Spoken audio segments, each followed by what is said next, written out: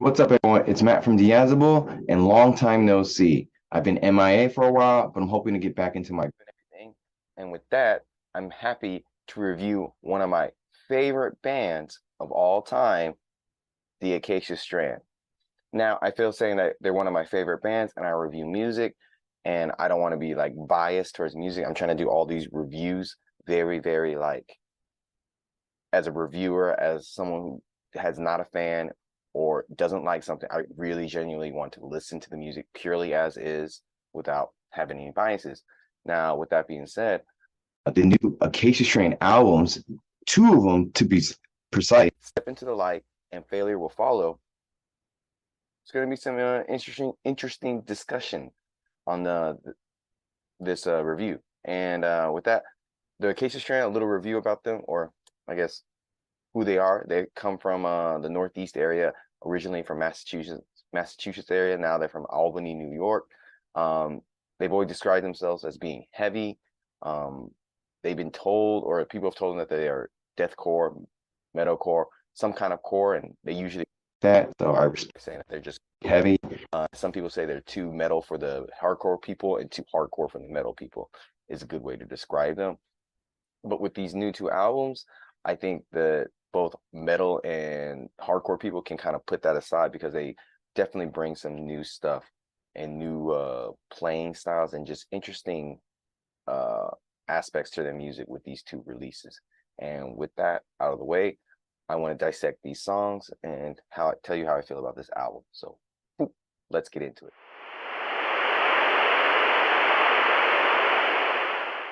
Hey guys, something with my life. First, we're going to talk about their first album, Step Into the Light. And with that, track one being Flourishing. Overall, this track is amazing. It has a slow, punishing start to it that just feels like pain. The guitar work is very crushing. The bass is, as best way I can describe it, vibrant. The drums are really good, especially the use of the China crashes. Vincent's signature deep, painful screams are very fully fleshed out on this small, short little track. And then they go from they switch it up from uh like a faster tempo to like something really slow. So I wasn't really expecting that, and that was really good. And just from this track alone, the guitar sound huge. Track two, we have here Calf's Blood. It's a very fast, and as I was listening to it, wretched sounding song. It's just like, oh, like it hurt, like it's just painful to hear, but in a very good way. It's crazy. Um, the drums sound really good when they do like a slow beat down part to the song. They have like a really metally sounding two step that I've never heard before. Sounds really good. And first, when I listen to the song, there's this part where it sounds like he says, fucking do it. But I read the lyrics, it says he says, fucking delete. And both those lyrics sound really great. Like the way he's presenting those um, lyrics sounds amazing. Uh, it's just crushing and very heavy. I thought there was going to be a big kind of breakdown at the end of the song, and they kind of faded out, which is fine, but I expected a breakdown. Track three, we have here Chain. It's fast, it's disjointed, it's crazy. And as I was listening, I was like, man, this definitely sounds like Chamber a little bit. And I realized, oh, the lead singer of Chamber is on this track. So it kind of makes sense that there's some influence. And I'm just now realizing that the features on these albums, are they like adding like the band's like sound to these songs, like really putting their influence on it? Because later they do something else that's like, whoa, I wasn't thinking about it. And just when I heard it, I was like, oh, this is super sick. So I just had the realization right now. Um, Vincent sounds pissed and more chaotic than usual. Very like they're so heavily influenced by Chamber on this song, I think. Track four, we have here Fresh Bones. This is one of their singles that they released prior to the album dropping. It's fast and piss. Um, when they slow things down, they make things really like stick. Like they go really fast, and then they bring it really like slower. Some haunting backing vocals throughout the track make it very mesmerizing. Guitar sound very chunky. Drums from Kevin, straight fire, baby. And towards the end, Vincent's vocals sound a little choked up for me at the end. Like he sounds, I want to say a little sad while doing these vocals. Track five, Teeth of the Cursed Dog. Vincent just sounds demonic on this track. The bass is getting a lot of time to shine on this record, so I'm really impressed by that because I think people always forget about bass, and I'm realizing that It's really important for heavy and hardcore bands. Um, this album sounds more ambitious as I'm listening as it went along because it's just a lot of intricate guitar drummings and just overall musical patterns and in the middle of the song, the guitar sound very epic and very gothic, as I want to say when I was listening to it. Just massive, slow build up with hefty, chuggy breakdown at the end. Track 6, we have here Open Wound. It's fast from out of the gate. A lot of these songs are really short, and I'm realizing because the Acacia Strain went with like a 2-album concept idea with these 2 albums, like A being like what if you went down this path, B going like this path. That's the whole concept of these albums, from what I've understood. And like they took like the Acacia Strain fastness, step into the light. The Acacia Strain slowness, failure will follow you. That's what they're kind of like doing with these albums, taking the 2 things that they are really, really passionate about and strong about, and just really honing in on those. And so with that, Open Wound is just a crazy, crazy, fast, like tornado of like madness, as best way I can describe it. A lot of riffs on this track. It's just strictly, I think, like heavy and fast and like dumbest, ignorant way ever. It's just a fun, dumb track. I think that's nothing more what it's trying to be. For that, because it can be a little too fast at times and sloppy. But overall, the one thing that really stood out to me was the breakdown of this song, which I want to play for you right now.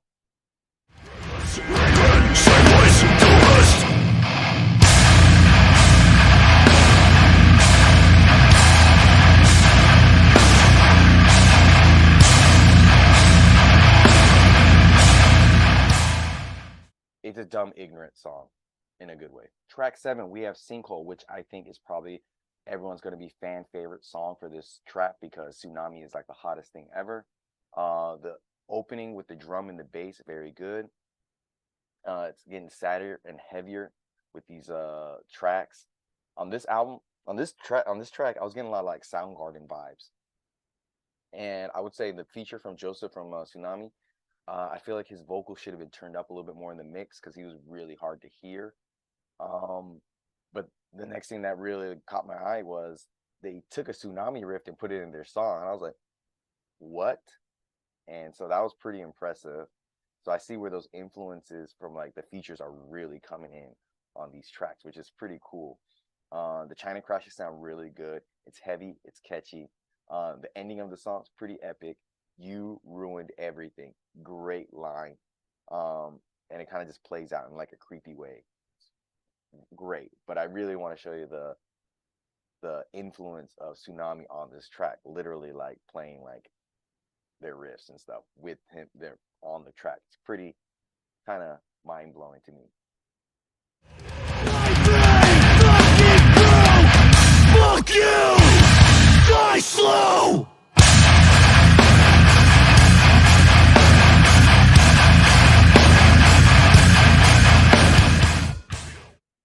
So yeah, that was Sinkhole. Track 8. Is this really happening? The guitar sound really, really scary on this track. Drums are like all over the place, but Kevin's killing it. Like, with the constant China crashes, I love how much of the China is being used on this album. The guitars are probably the most interesting part of this song. Very intricate and very cool guitar patterns. Breakdown is fun, but okay. But overall, it's just like a fun, okay track. Nothing too special. Track 9, Untended Graves. This is the lead single for this album. It's fast and catchy of a song. I see why they put it out as their lead single. Drums are the most impressive thing on this song. The breakdown, I don't want to die, like that, like call out or that lyric for the breakdown, legendary already. I can tell. Vincent sounds really tight on this track. Slow down, but like it kicks in like towards the end of the song. And I want to talk about Vince's vocals again.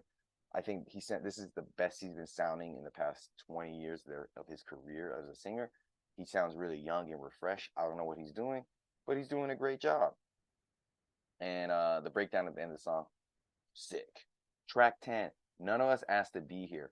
Washed out intro that builds up to a groovy, heavy song.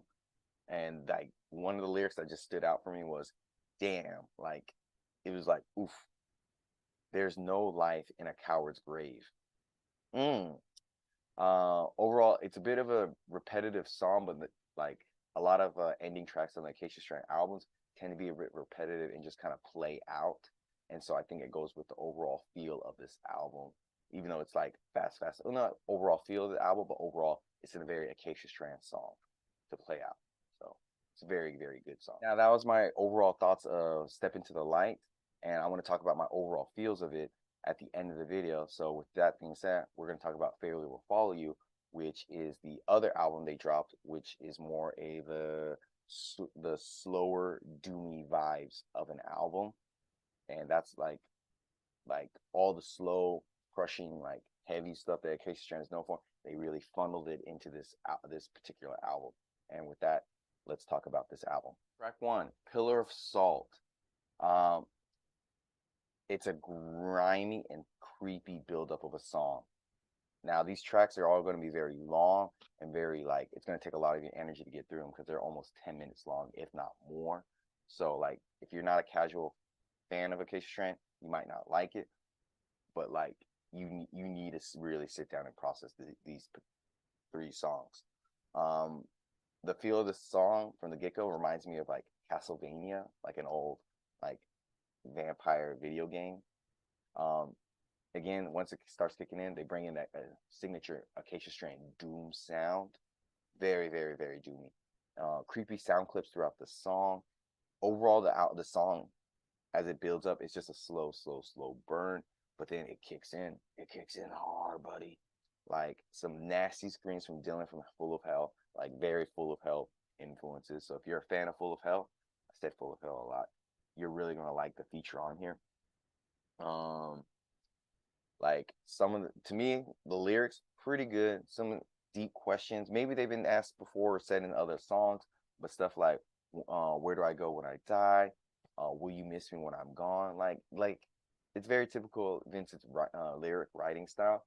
And maybe, like I said, people have all written those kind of lyrics, but how it's fused into the sounds of the guitars and the overall atmosphere of the song, it sounds really, really good.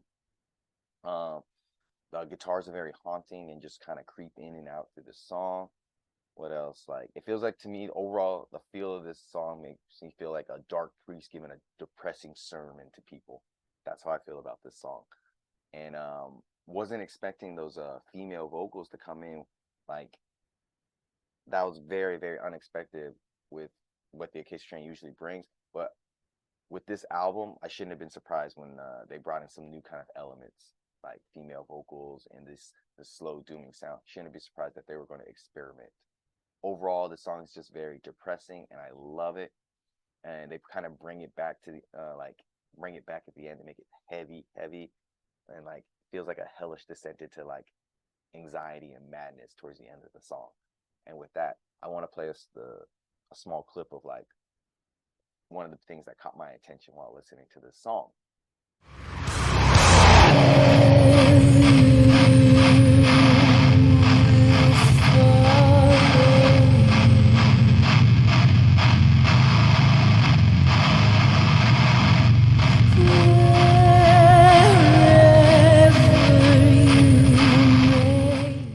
Now that's just a little clip of what I liked about that song, just that like straight like transition to it, like a different part of the song. Very nice. Track 2, we have Bog Walker.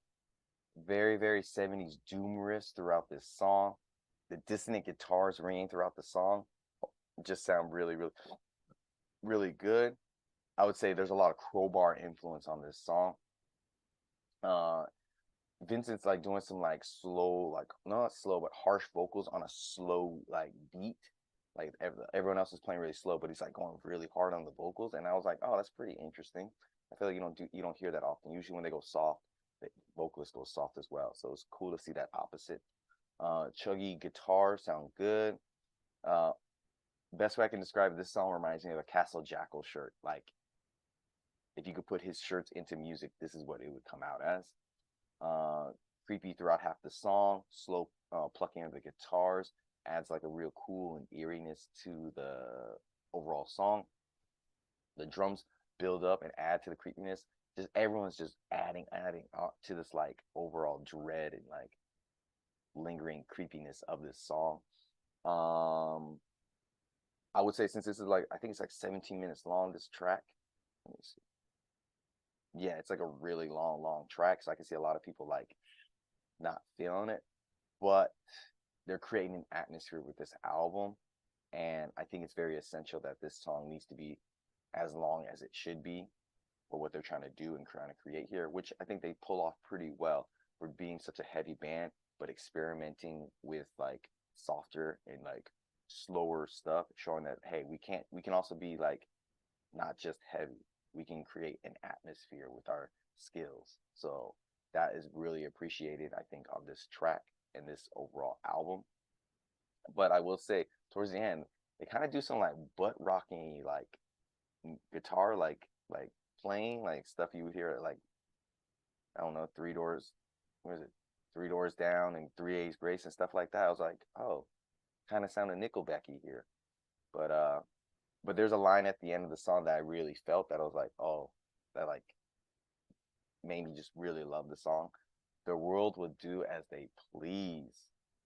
So true. The world will just keep on turning and just keep on going while you live your life. So, track 3, we have here Basin of Vows.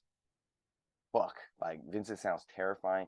The riffs, heavy, drums drowned out and gloomy, booming guitar and bass. It's slower and harder.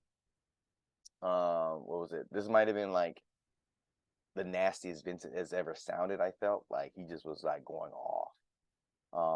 What else? I like how they can just go up and down in terms of like going super heavy and then bringing it down, and then super heavy and then bringing it down. Like lots of as I'm gonna quote the Acacia Strain, like it comes in waves. Like what they're doing, they're going back and forth on this track a lot. Again, I think more crowbar influence on this song. The sound production sounds really good throughout this whole like album, and it really shines here on Basin and Vows. And the mixing and samplings they use for this track, very good. Overall, it's a great song. Now, that was my long review of the 2 albums from the Acacia Strain, Step Into the Light and Failure Will Follow You. Best that you can describe it, Step Into the Light, fast, aggressive, angry, chaotic. It's all over the place. It's a mess, but it sounds like a good mess. Like it's just wild and great. Like they sound really refreshed and really good. I think the addition of Mike adds some beefiness to their songs because they had some really crunchy sounding guitar work. And I would say on the Step Into the Light, it's really a toss up, but I would say like the guitar work might have been the most interesting thing, like the most like ear catching thing I've heard on that album. But everything else was well made, well produced, mixed overall pretty well, and the lyrics, vocals, drums sound really good. And then you have Failure Will Follow You, which is just a slow, like crippling, mental, depressing of an album. But it really like showcases like the 2 sides of what the Acacia Strain is: fast and wild, and slow and meaningful. And I feel like Failure Will Follow You, I guess between like what I like between Doom and Fast Acacia Strain, Doom Acacia Strain is where it's at for me because they just know how to build an atmosphere with these slower songs that they were trying to flesh out and everything and show like their versatility and like what they could offer in terms of not just being a fast band. So with that being said, I would say I'm very happy to say that for Step Into the Light, I can give a solid 8 out of 10. And then for Failure Will Follow You, I can give a nice 9 out of 10. So yeah, that is my review of the Acacia Strain's new albums, Step Into the Light, Failure Will Follow You. Thanks for stopping by. I know this was a probably really long one, so if you stuck it out, thanks for watching. I really appreciate it. Links down below. and have a great day, guys. Happy to be back.